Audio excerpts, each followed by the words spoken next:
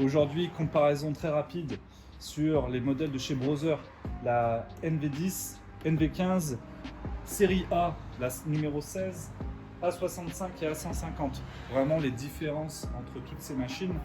La NV10 a une vingtaine d'années, NV15, 15 ans, A16, A50, A65, A150, une petite dizaine d'années.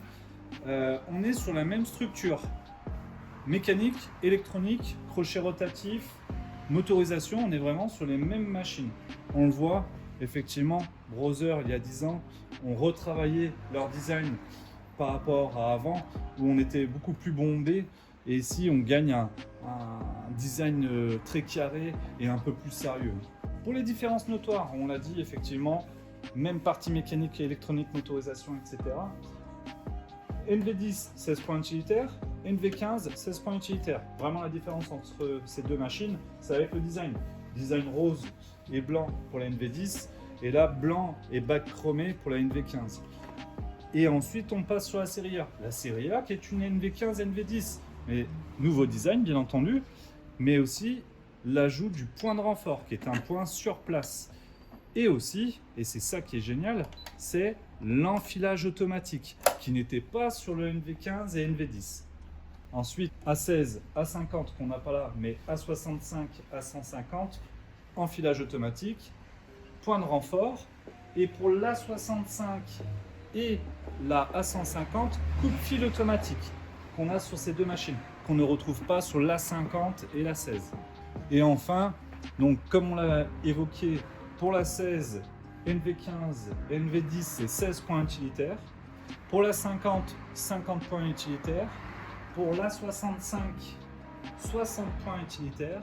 Et la 150, on va avoir les alphabets, les points fantaisie et les points utilitaires qui représentent 150 points. Alors, comment réalise-t-on une boutonnière automatique sur nos séries A, NV10 et NV15? Il nous suffit juste de retirer notre pied d'origine avec le bouton à l'arrière de la jambe, pied de biche clips on. Hop, et ici, je vais prendre mon pied boutonnière qui est équipé d'une réglette à l'arrière pour pouvoir coincer un bouton, ce qui va permettre de faire la bonne boutonnière par rapport au diamètre de bouton. Je vais pouvoir le glisser ici. Je vais pouvoir pousser sur la manette de la double élévation du pied de biche pour pouvoir le passer tranquillement et revenir le clipser. À ce moment-là, je peux relever mon pied de biche pour faire l'enfilage. C'est ce que je dis souvent à mes clientes. Enfilez votre machine pied de biche en haut. Ça permet au bloc de tension de s'ouvrir. Comme ça, on est sûr que le fil est bien passé dans les blocs de tension. Je vais faire le tour, je vais prendre mon tendeur. Hop, ici, clac. Arrivé au tendeur, je peux baisser mon pied de biche et m'assurer que j'ai de la tension au fil. À partir de ce moment-là, je vais me servir de l'enfilage automatique de la machine. Avant de me servir de l'enfilage, je vais faire un pointage d'aiguille. Aiguille en bas, aiguille en haut. Au moins, je suis sûr et certain que l'aiguille est à sa bonne position pour réaliser l'enfilage automatique. Je vais passer dans mon guide fil en numéro 6, je passe dans mon petit creux, je clipse mon fil en numéro 7. Je vais pouvoir couper tout mon fil sur le côté gauche, appuyer à fond, relâcher, et mon aiguille elle est enfilée. Celui-là, il est vraiment formidable. La boutonnière, on y revient. Je vais pouvoir sélectionner une boutonnière 14, 15, 16 sur la série A16. Hop. La numéro 14, c'est la boutonnière lingère, tout simple.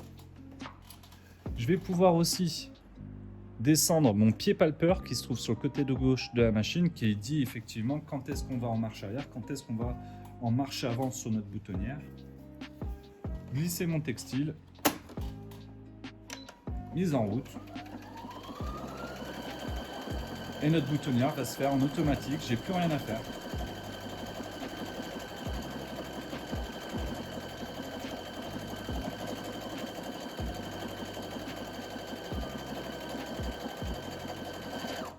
Une fois la boutonnière réalisée, la machine s'arrête toute seule.